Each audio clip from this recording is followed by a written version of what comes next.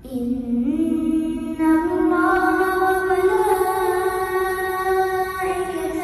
يصلون على النبي يا أيها الذين آمنوا صلوا عليه وسلموا تسليما.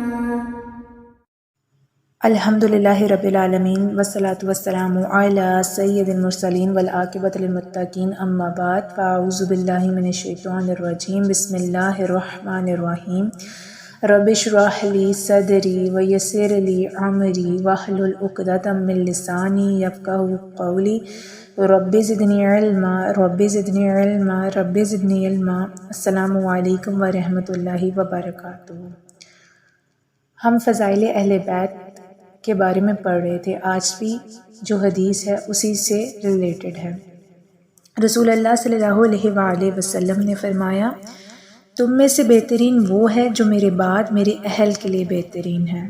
اس حدیث میں ہمیں رسول خدا صلی اللہ علیہ وآلہ وسلم نے بہترین انسان بننے کا طریقہ بتا دیا کہ بہترین وہ ہے جو میرے اہل بیت کے ساتھ بہترین رہے گا، ان کی خدمت میں ان کے ساتھ بہتر سلوک کرے گا.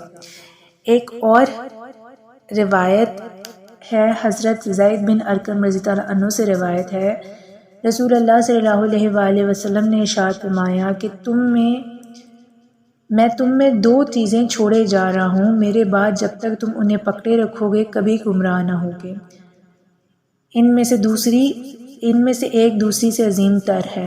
وہ ایک تو اللہ تعالیٰ کی کتاب ہے اور اللہ تعالیٰ کی آسمان سے زمین کی طرف پھیلی ہوئی رسی ہے، اور دوسری میری اولاد میرے گھر والے ہیں اور وہ الگ الگ نہ ہوں گے یہاں تک کہ حوض کوثر پر وہ میرے پاس آ پہنچیں گے. تو پس تم لوگ سوچ لو کہ تم میرے بعد ان کے ساتھ کیا معاملہ کرتے ہو اور کیسے پیش آتے ہو. اس حدیث میں رسول اللہ صلی اللہ علیہ وسلم نے پہلے تو ہمیں قرآن مجید کی اہمیت بتائی اور پھر اس کے بعد اہل بیت کے حقوق کو یاد دلایا ہے. اہل بیت کی فضیلت اور عظمت بیان فرمائی ہے کہ تم لوگ میری نسبت کا خیال سے ان کے حقوق کی ادائیگی میں جتنا زیادہ سرگرم رہو گے، ان کی ہر طرح سے قبر گیری میں جتنا زیادہ حصہ لو گے، اتنا ہی تمہارے حق میں بہتر ہوگا. سبحانک اللہم و بحمدک اشہد ان لا الہ الا انت استغفرک و اتوب الیک.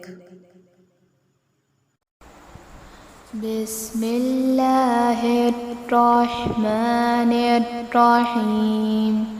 خیرکم خیرکم لأہلی من بعدی خیرکم خیرکم لأہلی من بعدی